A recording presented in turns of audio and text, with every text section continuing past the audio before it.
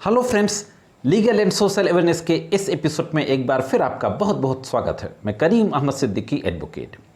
साथियों, एक सिचुएशन है कि अगर किसी व्यक्ति के विरुद्ध उसकी पत्नी के सुसाइड कर लेने पर 304B यानी डाउरी डेथ और 498A आईपीसी यानी क्रूरता का अभियोग पंजीकृत होता है, चार्जशीट आती है और फिर ट्रायल चलता है, तो क्या ऐसा पॉसिबल है कि 304B में उसको दोषमुक्त कर दिया जाए और 498A और क्रूरता में सजा कर दी जाए, यानी दहेज हत्या में दोषमुक्त कर दिया जाए और दहेज को लेकर के, दहेज की मांग को लेकर के प्रताड़ित करने पे सजा कर दी जाए। दोस्तों, एक इसी तरीके का जजमेंट ऑनरेबल सुप्रीम कोर्ट के द्वारा अभी 13 मई को डिसाइड किया गया है। बहुत ही महत्वपूर्ण जजमेंट है। आज के इस एपिसोड में मैं उसी जजमेंट के बारे में बातचीत करने जा रहा हूं, तो जुड़े रहें आखिरी तक। देखते हैं कि ऑनरेबल सुप्रीम कोर्ट के द्वारा किस तरीके की महत्वपूर्ण बातें कही गई और केस के ओवरऑल फैक्ट क्या थे। इसके फैक्ट ऐसे थे कि शादी के बाद एक महिला यह आरोप लगाती है कि मुझे सास ससुर और पति और ससुराल के अन्य लोगों के द्वारा दहेज की मांग को लेकर के प्रताड़ित किया जाने लगा। इसके बाद वो महिला सुसाइड अटेम्प्ट करती है। बेंजाइल हेक्साक्लोराइड पाउडर को खा करके वो सुसाइड करने की कोशिश करती है, लेकिन ड्यूरिंग द ट्रीटमेंट वो रिकवर हो जाती है और बच जाती है।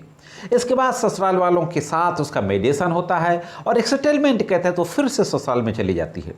लेकिन कुछ ही महीनों के बाद फिर से वह आरोप लगाती है कि फिर से मुझे दहेज की मांग को लेकर के प्रताड़ित किया जाने लगा और फाइनली वो कुछ ही दिनों के बाद फिर से दोबारा सुसाइड कर लेती है और अब की बार वो फांसी लगा लेती है और उसकी डेथ हो जाती है। सास, पति और 2 भाइयों के खिलाफ 304B और 498A आईपीसी यानी डाउरी डेथ और क्रूरता के संबंध में एफआईआर दर्ज होती है। इन्वेस्टिगेशन होता है, चार्जशीट आती है और ट्रायल चलता है। ट्रायल के बाद जो डिस्ट्रिक्ट कोर्ट थी, डिस्ट्रिक्ट कोर्ट के द्वारा पति, सास और दोनों भाइयों को 304B और 498A आईपीसी दोनों धाराओं में कन्विक्शन यानी सजा कर दी जाती है। इस आदेश के खिलाफ ऑनरेबल केरला हाई कोर्ट में, केरला का मामला था, क्रिमिनल रिवीजन फाइल किया जाता है। क्रिमिनल रिवीजन की सुनवाई के दौरान केरला हाई कोर्ट 304B में दोषमुक्त कर देता है। मैं आपको यहाँ पर ये भी बताता चलूँ कि जो हस्बैंड के भाई थे उनको डिस्ट्रिक्ट कोर्ट के द्वारा ही दोषमुक्त कर दिया जाता है, सिर्फ सास और पति को सजा की जाती है।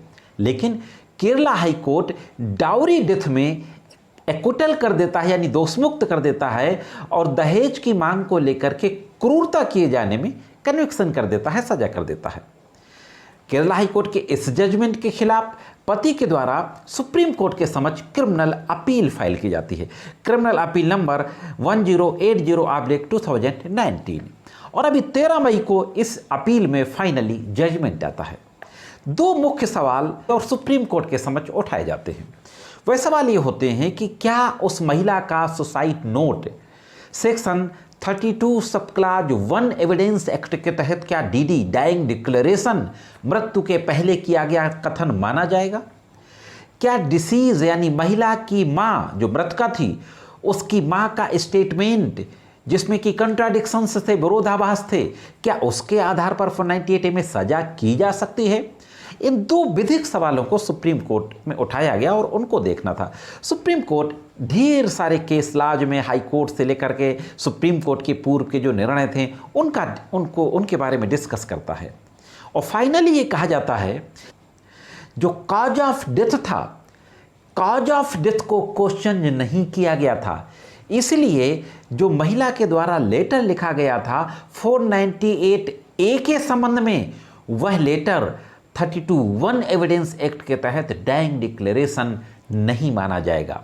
इस तरीके से हाई कोर्ट ने जो 304B में डाउरी डेथ में दोषमुक्त किया था उस जजमेंट को बरकरार रखता है, कंफर्म कर देता है और 498A में जो सजा की थी उसको भी बरकरार रखता है। यानी केरला हाई कोर्ट के जजमेंट को सुप्रीम कोर्ट के द्वारा कंफर्म किया जा सकता है। तो जो मैंने शुरुआत में कहा था कि क्या ऐसा पॉसिबल है कि 304B में दोष मुक्त कर दिया जाए, 498A में छोड़ दिया जाए, तो दोस्तों बिल्कुल पॉसिबल है।